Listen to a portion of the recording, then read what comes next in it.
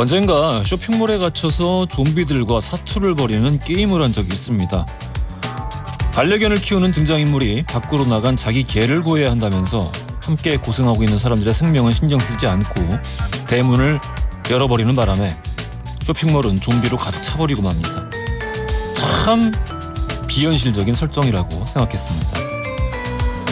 지난 토요일의 광화문을 이보다 더 현실적이라고 말할 수 있는지는 잘 모르겠습니다.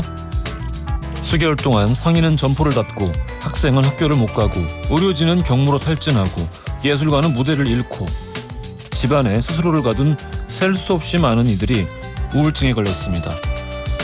우리는 이웃을 위해 희생했습니다. 그리고 놀라운 성과를 거두었습니다. 그러나 지난 토요일 우리는 수많은 이들이 광장에 모여 경찰을 폭행하고 기물을 파손하고 코로나에 걸리라며 침을 뱉고 밥을 나누어 먹고 찬송가를 부르고 기도를 하는 모습을 목격했습니다. 이들은 방역당국에 협조하지 말라는 문자를 돌리고 전염병은 가짜라고 말하고 혹은 누가 전염병을 고의로 교회에 뿌렸다고 말했습니다. 막을 수 있었습니다. 지난달 정규 예배 이외 소모임과 식사를 금지하는 집합금지 조치가 실행됐습니다. 하지만 왜 교회만 가지고 그러냐면서 소송을 불사하겠다는 교계의 압력과 청원으로 이 조치는 2주 만에 해제됐습니다. 그리고 이제 교회를 중심으로 확진자가 폭발했습니다. 광장에서 이게 얼마나 더 퍼졌을지 아무도 모르고 누구도 책임지지 않습니다. 예고된 비극이었지만 법원은 막지 않았습니다. 뚝은 터졌고 모두 잠기기 전에 물을 퍼내야 합니다. 처음부터 다시 말입니다. 2000년 전 이웃을 네 몸처럼 아끼고 사랑하라 말하고 다니다가 그 이웃의 범주에 이민족과 죄인과 여성을 포함해 우리 편이 아닌 자들도 포함되어 있다는 걸 안 뒤 당황하고 분노한 자들의 무고로 살해당한 사람이 있었습니다. 묻고 싶습니다. 정말 그가 재림해서 너는 어떤 이웃이었냐 묻는다면 도대체 뭐라고 대답하실 겁니까? 8월 17일 월요일 허지웅쇼 출발합니다. 허지웅쇼 1부 첫 곡으로 들려드린 곡은요, 가레스 게이츠의 Stupid Mistake였습니다. 사사오하나님, 웅디 오프닝 멘트 그 어느 때보다 지구상의 최대 숫자만큼 공감합니다. 저장각이에요. 오늘도 어김없이 출첵이고요. 오늘 휴일인데 고맙습니다. 정수홍님, 이제껏 해놓은 모든 노력을 한순간에 다 진짜 화납니다. 예, 많은 분들 똑같이 느끼고 계실 것 같습니다. 8816님, 광화문 집회에 참가한 분들이 만약 확진됐다면 치료비 전액 본인 부담에 구상권까지도 꼭 청구했으면 합니다. 이웃을 전혀 배려하지 않은 분들이니까요. 예.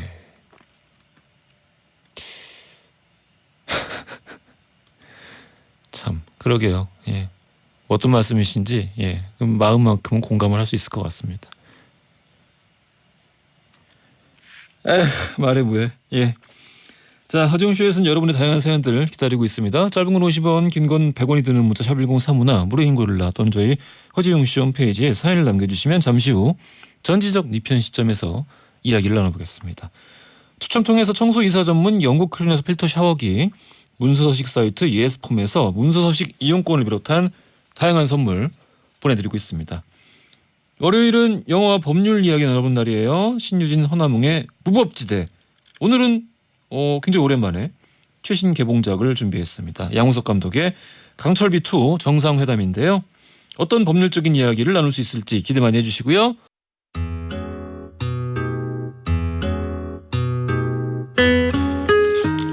무조건 여러분의 든든한 편이 되어드립니다.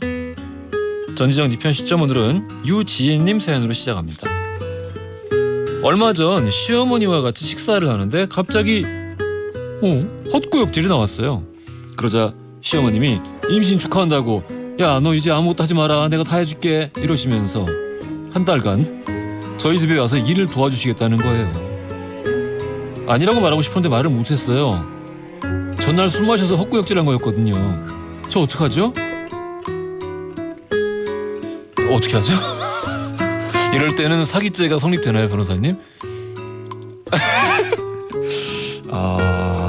그냥 요거는 시간 지나면 더 좀 서로 이상해지니까 좀 빨리 말씀드리는 게 좋을 것 같습니다.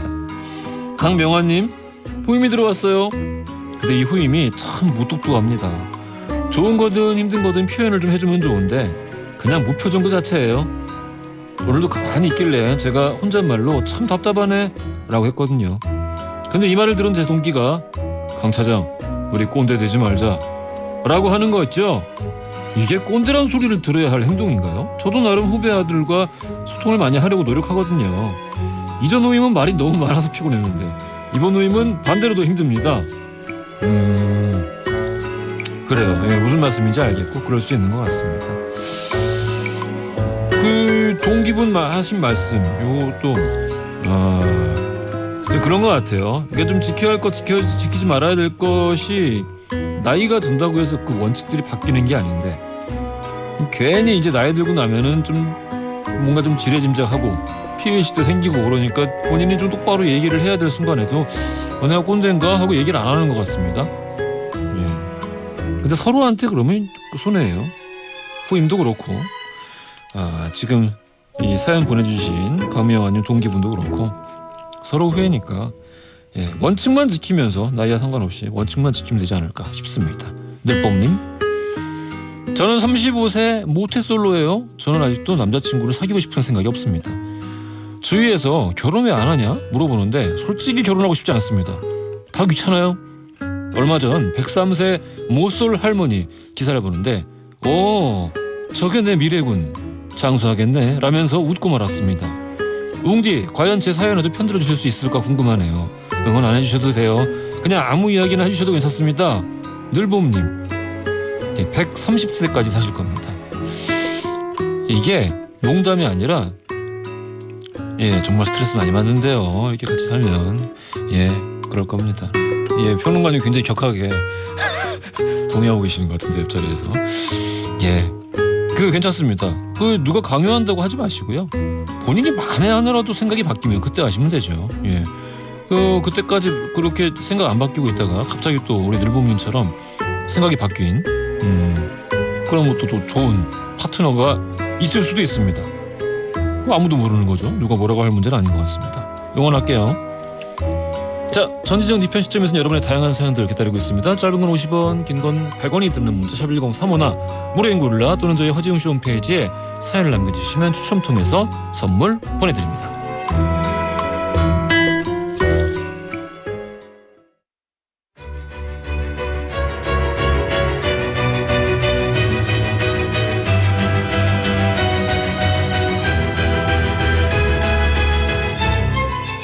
영화와 법률의 만남 신유진 허나뭉의 무법지대 영화 법률 이야기를 나눠봅니다. 무법지대 흥많은 변호사 신유진 변호사님 나오셨고요. 안녕하십니까. 네, 안녕하세요. 정많은 평론가 허나뭉 영화평론가님 나오셨습니다. 안녕하십니까. 안녕하세요. 오늘이 공휴일이에요. 대체 공휴일입니다. 네, 어떻게 그렇죠. 또 이렇게 나오셨네요. 회사가 이제 큰 회사들은 많이 쉬기도 하는데 작은 회사는 안 쉬기도 하고요. 저는 또 변호사이자 방송인이다 보니까 새벽 방송하고 오느라고 이미 뭐 이렇게 왔다 갔다 하시던 길이군요. 네네. 오가는 길에 또 우리 변호사님 오는 줄 알았어요. 전 처음에. 저희 회사요? 거의 그런 줄 알고 있어요. 사람들이 대표인 줄 알고 있더라고요. 그 유명한 김치찌개 집처럼 로펌 그 대문에 신유진 변호사님 초상화 걸려 있지 않습니까? 제 방에는 도배가 되어 있습니다. 얼굴 사진 크게 해가지고 맞아요. 간판에. 제 방에 도배가 되어 있어요. 자, 뭐 많은 분들 지금 집에 계실 것 같고 연휴 동안에 좀 집에 계시는 것도 지금 같은 상황에서 좋지 않을까 좀 싶기도 하고 영화 이야기 본격적으로 평론가님 들어가시기 전에 잠깐 좀 뭐 현안이 하나가 있어요. 그렇죠. 저도 이게 굉장히 좀 궁금했던 사안이거든요. 난 요 기사 보고 그렇죠. 했어. 저도 이게 의외인 줄 알았어요. 이게 분명히 반대로 저는 알고 있었는데 저도 갑자기 그렇게 알고 있었어요. 이렇게 돼가지고 왜냐하면 왜 그렇게 알고 계시냐면 이게 95억 보험금 캄보디아 만삭 안에 교통사고 사망살인 사건 사망 사건인데 살인 사건이냐 아니면은 단순 교통사고냐 그거에 따라서 95억 원의 보험금의 행방이 왔다 갔다 하는 사건이거든요. 저는 살인이라고 이제 그 전까지는 보도를 통해서 그런가 보다 하고 판단을 하고 있었는데 아니라는 판결이 지금. 네, 이게 2014년도에 있었던 사건이에요. 그래서 2014년도 1심에서는 예. 이미 무죄 판결이 났던 것인데요. 그 SBS 그것이 알고 싶다에 네, 나왔었죠. 예. SBS 그것이 알고 싶다에서 이게 왜 무죄가 아닌지 고의에 예. 대해서 어떤 부분이 추가적으로 입증되어야 되는지에 대해서 되게 자세히 나왔거든요. 예. 아마도 그거를 보고 계신 분들이 많았을 텐데 그게 이제 핸들 조향이 이게 단순히 이제 사고가 아니라 이게 일부러 의도적인 조향이 핸들링이 있다. 이런 거를 굉장히 이제 많이 방송해줬고 저도 예. 그걸 보면서 그렇구나라고 해서 2심에서 유죄가 나왔습니다. 그래서 무기징역 판단이 나왔어요. 그런데 대법원에 올라갔더니 이 보험금이 액수가 95억 원이라고 하면 어마어마하잖아요. 그리고 사망하기 한 뭐 한 달, 두 달 전에 이미 또 30억짜리 사망 보험금을 들은 거예요. 그러니까 이건 너무나 동기가 완벽하게 있다. 그리고 또 한 가지가 이 아내가 수면 유도제, 혈액에서 수면 유도제가 검출된 거예요. 근데 만삭인 여자가 수면 유도제를 그렇죠. 먹을까? 그러니까 이게 이제 딱 유죄가 나왔죠. 대법원에서는 수면 유도제가 나왔지만 이게 부검을 하지 못했어요. 사실은 이 사망 당시에는 교통사고인 줄 알고 이제 화장을 하고 이미 화장을 해버렸구나. 네, 이미 이 남자가 이제 장례 절차를 다 끝냈던 상황에서 아무래도 이상하다 그래서 보험 사기가 의심된다라고 제보에 의해서 수사가 시작됐기 때문에 이게 처음부터 수사가 막 됐던 게 아니기 때문에 부검이 안 됐어요. 근데 그 서둘러 화장했을 가능성도 있지 않나요? 그런 점에서 제보가 시작됐고 그런 점에서 수사가 시작됐고 그런 점에서 아무래도 핸들링이 이게 반드시 사고가 아니다라는 점까지 입증이 됐다라고 봤는데 대법원에서는 명확하진 않다. 명확하지가 않다. 네, 그러니까는 이 핸들 조향도 아주 명확하게 정말 100%가 아니고, 그러니까 100%라기보다는 유죄 입증까지 가는 것이 아니고 동기도 이 사람이 자기 자신을 위한 보험금도 굉장히 많이 들었고, 그리고 자녀에 대한 그 사망 사고에 대한 보험도 들었고, 그렇죠. 그리고 이 사람이 자기 자신에 대한 그 보험 개수도 10개가 넘고 어마어마하더라고요. 뭐 이런 점에서 반드시 사망을 목적으로 이 보험금을 들었다고 하기가 어렵다. 동기 부분이 좀 약하다. 이게 근데 이렇게 가입이 가능한가요? 그래서 이게 이제 이 아내분이 좀 특이한 상황이거든요. 사실 18살에 결혼을 해서 왔는데 그때 우리나라 국적이 아니었죠. 캄보디아 국적이었죠. 그래서 우리나라 국적을 취득하는 과정에서 이 이제 국적이 다른 국적도 있고 우리나라 국적도 있으니까 이런 부분은 확인이 제대로 안 된 부분도 있는 거죠. 그리고 당시에 판매했던 보험은 빨리 죽으면 죽을수록 보험금이 많이 나오는 보험 상품이었어요. 근데 들으면 들을수록 더 확실한 사건인 것 같은데 이게 얼마나 더 명확한 증거가 있어야 된다는 건지.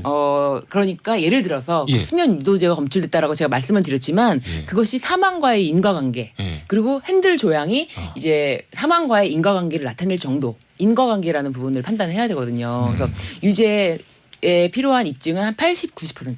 80, 90%. 네, 그 정도. 그리고 사실은 그 형사사법 질서의 그 대이념은 한 명의 억울한 죄인을 만들지 말자 이런 것이거든요. 그렇기 때문에 이 부분에 대해서도 이제 살인의 고의, 미필적이라도 그 고의를 입증하기가 어렵다라고 해서 살인의 고의는 탈락이 되고 과실로 교통사고 처리 특례법에 의해서 금고, 징역이 아니라 금고라고 하거든요. 뭐 이제 징역 금고형이 있는데 그래도 실형이에요. 2년 선고받아서 지금 법정 구속됐죠. 근데 보험금은 아마도 받을 확률이 높을 건데 정말? 네. 높을 건데 그래도 보험사에서는 아직도 소송을 해봐야 된다. 그리고 검사들도 다시 이 살인죄에 대해서는 상고를 한 입장입니다. 근데 이렇게 그 돈을 받고 안 받고의 문제를 떠나서 보상금을 근데 보험을 그렇게 의심 가는 사람일 수도 있는데 많이 가입하게 한다는 것도 문제 아닌가요? 그래 맞습니다. 그래서 보험사에서 이제 와서 이제는 그런 식의 보험을 들 수는 없게 좀 대책을 마련하자. 그래서 뭐 소잃고 외양간 고친다. 오히려 이거는 보험회사에서 잘못한 거예요. 이렇게 보험을 들게 하는 자체가 문제죠. 근데 모르겠습니다. 문득 갑자기 그 예전에 한참 나라를 시끄럽게 했던 광고. 10억을 받았습니다. 혹시 그거 기억나시나요? 아니요. 네, 광고 멘트 있어. 난리 났었어 그걸로. 그런가요? 아무튼 그 이렇게 그 어떤 죽음을 통해 가지고 뭐 어느 정도 우리가 좀 납득할 수 있는 수준의 액수가 아니라 95억 뭐 이렇게 살 수 있게 만드는 구조는 잘못되어 있는 게 아닌가 싶은 생각이 듭니다. 잘못되어 있죠. 알겠습니다. 주변에 좀 본인은 보험을 좀 들어놓으셨습니까? 혼자 살고 계시잖아요. 네. 그래서 저도 들긴 했어요. 뭐 실비보험 같은 거 들고. 실비보험.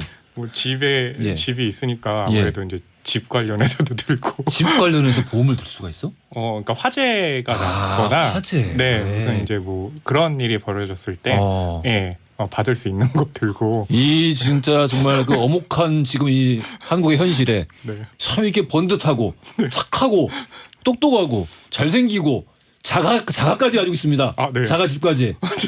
여러분. 이렇게 됐군요. 저 아까 그 전지적 리차 그 시점에서 들어보니까 저도 아마 100세 넘어서까지 살 것 같은 느낌이네요. 혼자 있는 게 너무 좋아요. 네. 뭐 좋을 때도 있는데요. 너무 방금 우리가 얘기한 이런 종류의 사연만 듣다 보니까 좀 괜히 지레 겁에 질린 거 아닙니까? 아니요, 그런 건 아니에요. 그래요? 저 굉장히 열려 있는 사람입니다. 열려 있군요. 네. 알겠습니다. 열려 있다는 것까지 우리가 저는 알게 됐습니다. 영화. 영화를 하기에는 시간이 좀 애매해가지고 우리 여기서 지금 퀴즈를 좀 드리고 본격적인 이야기는 2부에서 해야 될 것 같습니다. 여러분 오늘도 변함없이 돌발 퀴즈 드리겠습니다.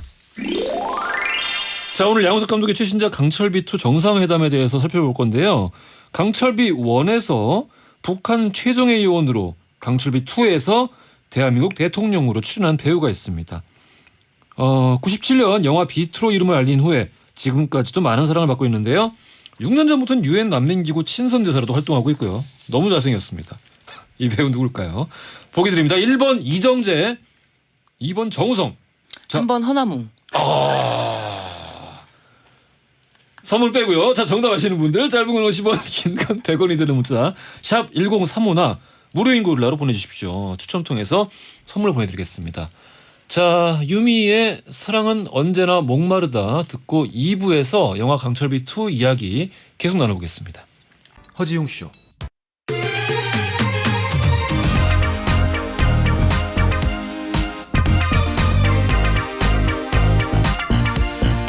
안녕하십니까.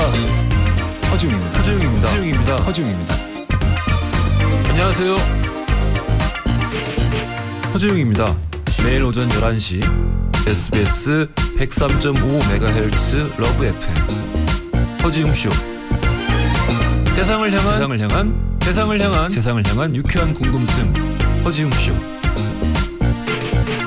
자, 출발합니다. 자, 허지웅쇼 2부 출발하겠습니다. 바로 우리 이야기를 제대로 1부에서 나누지 못했죠. 강철비2 이야기 나눠볼게요. 영화 못 보신 분들도 있으니까 간단하게 평론가님 소개해 주시죠. 한반도가 화해 모드를 타고요. 한국과 미국과 북한의 정상들이 북한 원산에서 정상회의를 해요. 근데 북한에서 이렇게 화해 모드를 타는 걸 굉장히 안 좋아하는 호위 총국장이 있거든요. 그 호위 총국장이 이 3명의 정상을 인질로 삼아가지고 핵 잠수함에 가둔 후에 벌어진 일을 다룬 게 바로 강철비2 정상회담 내용입니다. 한국 대통령, 미국 대통령. 네. 거기다 이제 북한 지도자까지 다 전부 다. 네. 그러니까 이 흐름이 1년 전까지만 하더라도 굉장히 좀 분위기가 좋았잖아요. 그런 분위기에서 시작을 하는 셈인 거죠. 3명이 모여서 뭐 하나요? 던전 앤 드래곤스 하나요? 네, 이게 던전 앤 드래곤스 하기 딱 좋은 인원수인데. 그렇군요. 저 이 영화 저는 굉장히 재밌게 봤거든요. 저는 금요일 밤에 봤는데 굉장히 늦은 시간에 늦은 시간에 10시 넘어서 봤거든요. 근데 사람이 의외로 꽤 많았어요. 그래요? 그러니까 많다기보다는 그게 되게 작은 영화관이었거든요. 근데 사회적 거리두기 때문에 자리를 어차피 떼어서 앉아서 나는 거의 없을 줄 알았거든요. 늦은 시간이기도 해서. 근데 의외로 띄엄띄엄 앉아서 다 이렇게 채여 있었거든요. 평론가님 어떻게 보셨습니까? 저도 흥미롭게 봤는데 그렇게 흥행을 할까에 대해서 좀 의구심이 있었어요. 왜냐하면 지금 여름 시장에 굉장히 다양한 한국 영화가 있고 또 뭐냐면 거기에 대한 기대가 굉장히 컸잖아요. 그러니까 한국과 북한 사이의 화해가 곧 이뤄질 것인데 그것이 굉장히 좀 계속 미뤄지고 있잖아요. 그런 상황에서 굉장히 많이들 피로감이 있고 또 거기다가 코로나 바이러스 감염증 19 때문에 아무래도 좀 경쾌하지 않으면 계속해서 흥행을 이어가기가 좀 쉽지는 않을 거라고 봤는데 첫 주 흥행은 굉장히 좋았어요. 100만까지는. 근데 그 이후부터는 굉장히 지금 더딘 상황이죠. 그래요. 네. 100만까지는 되게 좋았나요? 네. 저는 근데 이 영화가 흥행으로 막 성공 가도를 달리고 있는 상황이 아닌 때 봤잖아요. 그래서 그랬는지 오히려 영화에 대해서 좀 이렇게 어떤 기대감을 좀 내려놓고 내려놓고 보니까 영화 굉장히 재밌다. 그리고 이제 너무 이제 텐션이 떨어진다라고 말했던 저한테 조언을 했던 분도 있는데 저는 너무 극장에 오랜만에 가니까 이 극장이 주는 압도하는 그 기운도 너무 좋더라고요. 아 극장이라고 또 환경해주는. 네. 영화에서 채우지 못한 쾌감을 극장이라는 공간에서. 강철비 2를 보게 되면 예. 그 중반부가 지나가면 이제 잠수함이라는 폐쇄된 공간에서 벌어지잖아요. 근데 그 환경이 극장이라는 환경 있잖아요. 네. 너무 굉장히 어둡고 폐쇄된 네. 공간, 그하고 잘 어울려요. 그래서 잠수함 영화들이 그렇게 극장에서 할 때 흥행하는 영화들이 꽤 많거든요. 근데 그 전들도 보게 되면 정우성 배우가 예전에 1999년에 출연했던 맞아요. 유령이라는 작품이 있죠. U57이라는 작품이 있죠. 특전 유보트라는 작품이 있죠. 잠수함 영화들은 대개 보면 많이들 흥행에 성공을 했어요. 근데 저는 잠수함 영화를 찾아서 볼 정도로 네. 딱 잠수함 영화만 블루레이 쌓아놓고 있거든요. 그러니까 따로 카테고리를 따로만 네. 해놨어요. 근데 왜냐면은 재미없는 잠수함 영화를 찾기가 되게 어려워요. 맞아요. 그러니까 어지간하면 다 재밌어요. 그렇죠. 뭐 방금 평론가님 언급해주신 뭐 6571이나 네. 뭐 포함해서 사실 붉은 10월도 그렇죠. 붉은 거의 뭐 효시처럼 이야기되는 맞아요. 이런 것도 마찬가지고 왜냐면은 잠수함이란 환경 자체는 사실 연극 무대거든요. 그렇죠. 닫힌 공간이기 때문에 맞아요. 연극 무대예요. 그래서 연기가 팍팍 드러나요. 연기력들이. 맞아요. 갈등도 굉장히 선명하게 보이고. 그렇죠. 근데 이 사람들이 대응하는 밖의 외부의 환경은 완전 영화적인 환경이란 말이에요. 그렇잖아요. 막 미사일 어뢰 왔다 갔다 맞아. 하고 잠수함 이렇게 움직이고. 그러다 보니까 이 두 개의 매력이 같이 있다 보니까 진짜 잠수함 다룬 영화 중에 재미없는 영화는 최근에 헌터 킬러라는 영화도 있거든요. 아, 네네네. 엄청 잘 만들었어요. 제라드 버틀러 나왔던 작품이죠. 네. 다 너무 재밌는 것 같습니다. 강철비 2도 저도 봤는데 네. 예, 재밌었던 것 같습니다. 오히려 그래서 강철비 2에 대해서는요. 중반부까지는 이렇게 흘러가다가는 영화가 이게 좀 이상하게 될 것 같은데라고 하는데 핵잠수함에서 일이 벌어지는 순간부터 그때부터 이제 관객들이 몰입하면서 이제 보기 시작을 하는 건데 한반도라는 상황이 정치 스릴러를 만드는 데는 창작자들에게는 굉장히 좋은 그런 소재이기도 하잖아요. 근데 아마 외부 창작자들한테 좋을 텐데 이게 국내에선 좀 어려운 부분이 있는 것 같긴 해요. 그러니까요. 그러니까 한반도라는 상황에서 한국의 창작자들이 좋은 환경을 두고도 이게 내부에 있기 때문에 그 상상력을 발휘하기 쉽지는 않았는데 양호석 감독이 이제 연출을 맡았는데 강철비 1편에서도 보게 되면 잘 만들었죠. 그렇죠. 북한에서 쿠데타가 발생하게 됐을 때 이제 한반도가 정전 상황이 되는 상황에서 한국도 핵무장을 해야 되느냐에 대해 민감한 문제를 이제 상상력으로 보여주거든요. 근데 강철비 2도 마찬가지잖아요. 아직 그 화해 무드가 잘 이루어지지 않는 상황에서 정말로 이 영화가 주는 질문이 이거예요. 많은 사람들이 정말 통일을 원하느냐에 대한 질문을 던지는 거거든요. 예, 그렇기 때문에 그런 상상력이 저는 정치에서는 가장 필요하다고 봐요. 그러니까 할리우드가 잘하는 게 그런 거잖아요. 실제로 또 백악관 같은 데서는 그 정치 스릴러 그 시나리오 작가들 불러가지고 뭐 1년 뒤에 10년 뒤에 지금 예민한 상황에서 어떤 식으로 일이 전개될까를 그 시나리오 작가에게 자문을 구하기도 하거든요. 예, 그렇기 때문에 한국에서도 좀 이런 작품들이 많이 나온다면 훨씬 더 또 이야기가 될 것 같아가지고. 누굴 불러서 얘기하는데? 톰 클랜시 이런 사람들? 네, 그렇죠. 맞아요. 그런 사람도 있고 실제로 이제 작가들 있잖아요. 시나리오 작가. 그런 사람들한테도 그 가상의 조건에서 어떤 방식으로 진행될지를 자문을 구해요. 그렇다고 그거를 똑같은 방식으로 현실에서 적용하는 건 아닌데 여러 가지 그 플랜들을 짤 수가 있잖아요. 예, 그런 방식으로 또 활용이 되고 있는 거죠. 야, 그렇게 완벽하게 운영을 했는데 지금 미국이 그렇군요. 그건 누가 리더이냐에 따라서 정말 많이 달라질 수밖에 없죠. 안타깝습니다. 리더가 우방인데. 누구냐 진짜 그거 그렇죠. 중요한 얘기예요. 예. 어때요? 이거 강철비 2에서 나오는 그 배우들 변호사님은 누가 제일 좋습니까? 정정론가요? 예.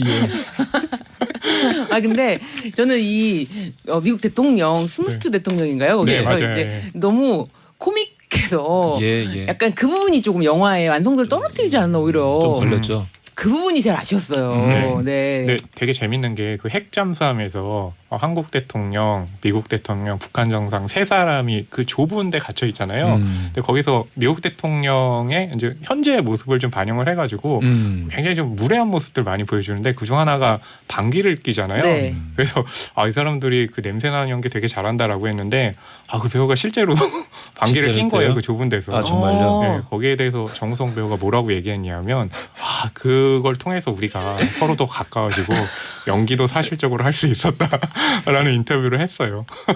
진짜 대통령 같은데? 네. 진짜 굉장히 정치적인 수사고, 네. 예, 아주 세련되고, 예, 그런 것 같습니다. 근데 그 배우가 사실 그 꽤 알려진 중견 배우고, 브레이브하트라는 영화에도 출연을 했었고요. 예, 거의 뭐 그 멜 깁슨 바로 다음에 비중이 있는 그쵸. 중요한 역할이었고, 그리고 보니까 진짜 그 실제 지금 그 미국 트럼프 대통령의 억양을 똑같이 따라하는데요. 맞아요. 예. 예, 버릇이나 이런 것들. 예, 그거를 또 참고해가지고 대단하다는 생각이 들더라고요. 영화 속에 이제 캐릭터를 연구하는 데 있어가지고 대입을 했다고 하죠. 그래가지고 그렇게 미국의 어떤 미국식의 말에 대해서 이해를 좀 하자 이렇게 얘기했던 게 지금 현재 대통령을 따라했기 때문에 나는 영화라고 생각하고 봤는데도 너무 무례하다라고 생각했는데. 그렇죠. 그러면은 강철비 2 영화는 재밌게 봤는데 이 영화를 통해서 어떤 법률적 이야기를 나눌 수 있을지 좀 교통도로법 이런 거는 아마 예, 해당이 안 될 텐데 어떤 게 나올 수 있을지. 영화는 일단 우리나라 헌법과 관련이 있습니다. 헌법? 네, 헌법 3조에 보면은 한반도 영토는 한반도의 영토와 그 부속 도서로 한다. 독도까지 전부 다 영토로 되는데 이 영화에서도 갈등이 나오는 곳이 이제 독도 쪽에 있는 그 바닷속이거든요. 맞습니다. 네, 이 독도를 가지고 과연 일본이 자꾸만 자신의 영토다 이런 주장도 하고 있고 그리고 또 북한과 우리의 관계 이게 또 헌법에 나옵니다. 그 사실은 우리 영토가 이제 한반도라고 했기 때문에 북한도 전부 우리 국토거든요. 그럼에도 불구하고 4조에는 그 남북 평화통일 조항을 뒀어요. 아니 그러면은 우리나라 국토에 있는 어떤 단체죠. 불법 단체라고 봐야 되는데 북한을. 그렇죠. 그러면은 이거 평화통일이라는 게 가능하냐. 또 이게 어떻게 3조와 4조가 이렇게 병렬적으로 있을 수가 있냐. 이런 얘기도 있는데. 사실 뭔가 외교관계가 성립을 하려면은 국가의 형태로서 인정을 해줘야 되는 건데. 맞습니다. 그럼에도 불구하고 우리나라는 그 4조를 둠으로써 그 평화적인 관계를 유지하되 우리나라 국토는 일단 전체로 보자. 어떻게 보면은 그걸 선언적인 조항으로 볼 것이냐. 이런 얘기까지 있고요. 그래서 북한 남북 관계라든지 이런 건 전부 다 헌법으로부터 나온다는 거. 네. 혹시 그 독도 문제 영화에 방금 뭐 독도 등장한다고 말씀해 주셨는데 독도 문제 관련해서도 좀 해주실 이야기가 있나요? 네, 지금 일본 정부가 우리 한국 독도 방어 훈련에 대해서 강하게 항의를 했어요. 지들이 왜 항의를 해? 그러니까요. 그러면서 이거를 이제 그 한일 그 당시에 우리 강제수용 사건이 대법원에서 있었고 이거에 대해서 이제 집행을 하겠다. 그 자산을 현금화하겠다라고 하니까 그렇게 할 경우에는 가만히 있지 않겠다. 그러면서 독도를 이제 향해서 계속 훈련하는 것도 굉장히 우리가 지켜보고 있다라고 하면서 굉장히 강하게 항의를 하고 있죠. 그 영화에도 보게 되면요, 북한의 호위 총국장이 아까 3명의 정상을 인질로 삼는다고 그랬잖아요. 그걸 뒤에서 지원하는 게 일본 쪽 우익이에요. 그 얘기는 뭐냐면 독도를 문제시 삼아가지고 자신들의 야욕을 드러내잖아요.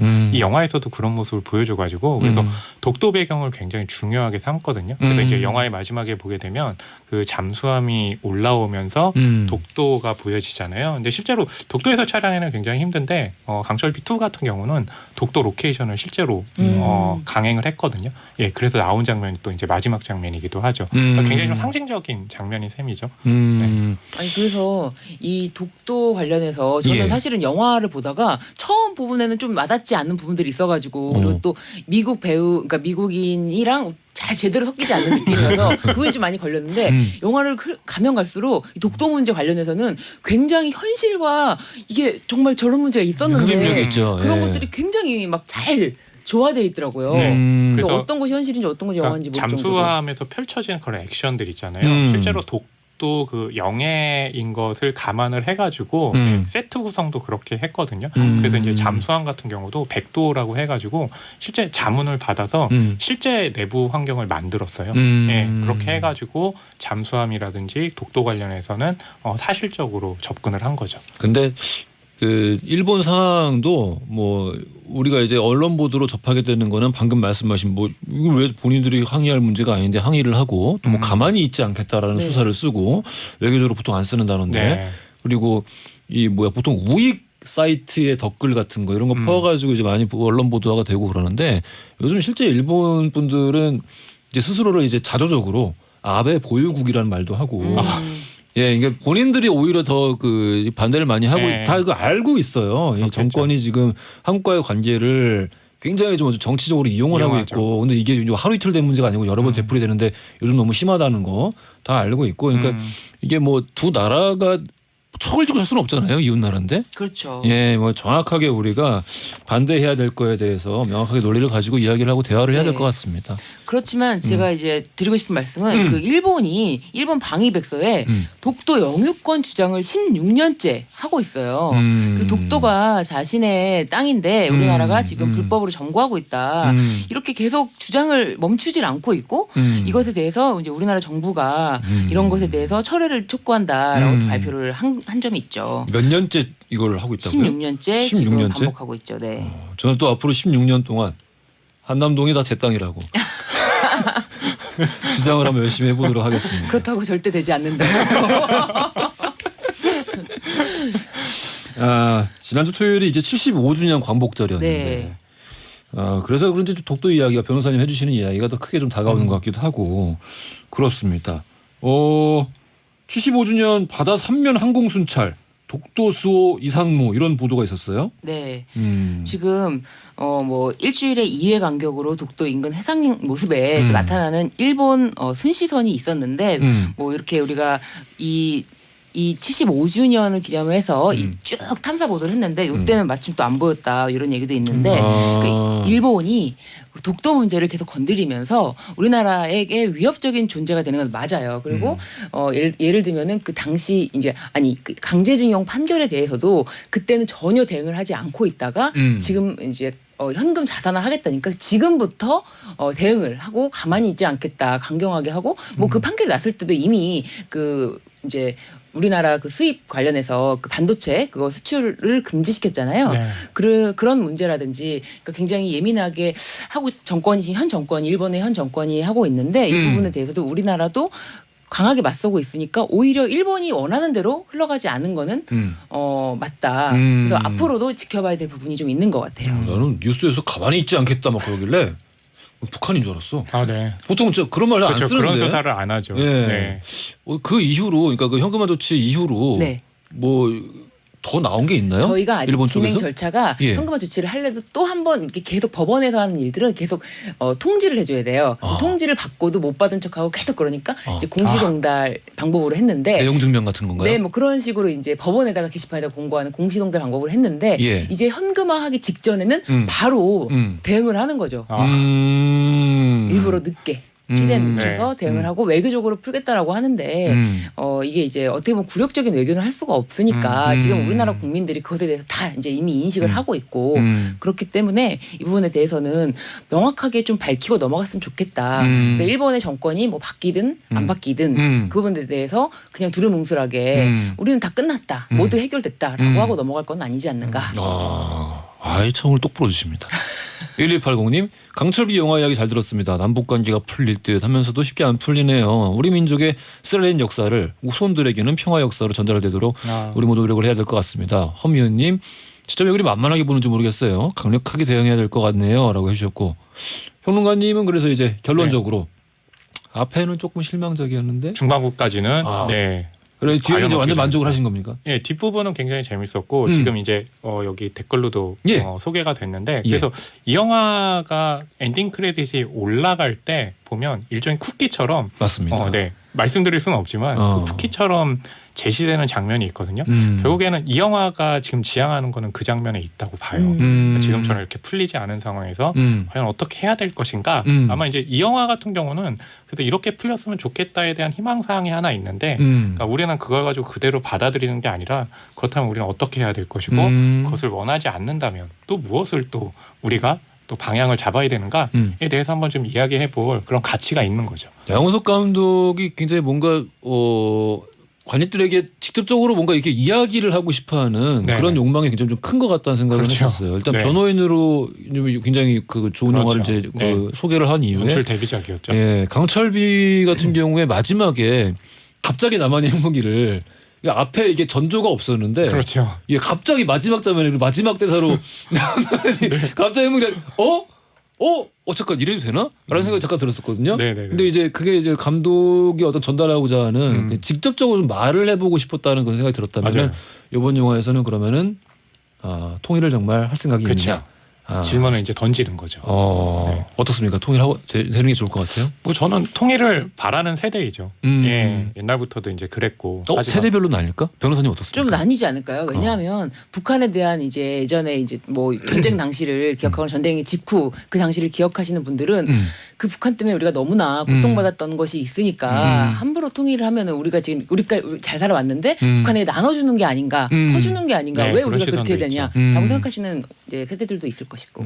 혹은 또 어린데도 어리더라도 사실 이게 뭐 그 막대한 세금 부담이 있을 테고 사회 혼란도 뒤따를 테고 그런 종류의 혼돈을 우리가 겪을 필요가 있나? 뭐 이런 종류의 생각을 하시는 분들도 있을 것 같습니다. 맞아요. 예. 뭐 근데 영화 속에서도 표현되듯이 이게 또 뭐 정말 시장 논리를 원한다면은 근데 사실 시장 논리로 따져 보더라도 이게 통일이 이익이 될 수 있다. 그렇죠. 뭐 그런 이야기가 함께 나오기도 하는 것 같습니다. 신정근 배우. 신정근 배우 얘기 나와서 안 그래도. 잠깐 7362님 신정근 배우 너무 멋져요. 정우성 배우 보러 갔다가 신정근 배우 여기 바다에서 왔네요. 그러니까 인질로 3명의 정상이 잡혀서 핵 잠수함에 이제 있다고 그랬잖아요. 그 핵 잠수함의 부함장이에요. 부함장인데 이 신정근 배우를요 정우성 배우가 추천을 했어요. 네, 감독에게. 그래서 이제 캐스팅을 했는데 그 캐스팅 추천 이유가 제가 맞춰볼까요? 너무 북한 사람 같아요. 나도 정말 똑같이 생각했거든. 그런데 신정근 배우가 그래서 강철비 2로 굉장히 주목을 받는데 연기 생활로 굉장히 오래됐거든요. 그렇죠. 이렇게 주목받는 적이 처음이래요. 근데 워낙 멋진 역할을 하셔가지고 연기도 너무 잘 하셨고. 전 영화 볼 때 가장 감동받는 그런 경우가 저 사람이 실제 저 사람이다라고 느낄 때 그냥 연기하는 배우가 아니라 저 인물이다라고 느낄 때인데 이 신정근 배우가 딱 그랬어요. 맞아요. 저 사람 북한 사람이 왜 나와서 연기하지? 이거 혹시 켄로치가 만든 건가? 그냥 현실에서 누굴 데리고 왔는데 그래서 그런 생각을 하셨군요. 이렇게 충분히 생각하실 수 있을 것 같습니다. 자, 돌발 퀴즈 정답 알려드리겠습니다. 강철비 2에서 대한민국 대통령으로 출연한 배우는 변호사님? 정우성입니다. 2번 정우성이었습니다. 3번 아니었나요? 3번 아니었습니다. 참 아쉽네요. 정답자 명단 선곡표란에 올려놓을 테니까요. 확인 꼭 부탁드리고요. 지금까지 무법지대 신유진 변호사님, 허남웅 영화평론가님이었습니다. 오늘 말씀 감사합니다. 감사합니다. 내일 과학 코너 원종우 대표님, 이명환 박사님과 함께 우주의 날씨에 관한 이야기 나눠보겠습니다. 내일도 기대 많이 해주시고요. 자, 오늘 끝곡으로는 카더가든의 그대 나를 일으켜주면 준비했습니다. 이 곡 들으시면서 전 내일 아침 11시에 다시 찾아뵙겠습니다. 지금까지 허중이었습니다.